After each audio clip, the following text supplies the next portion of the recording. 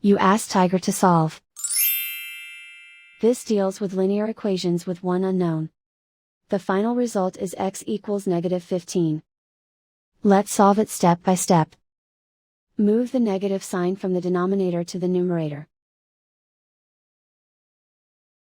Isolate the x. Multiply both sides by 5. Group like terms.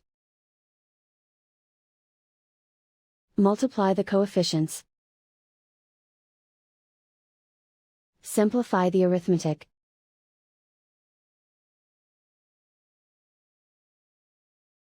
Convert the x into a positive number. Multiply both sides by -1. Remove the ones. Simplify the arithmetic. And so the final result is x equals -15.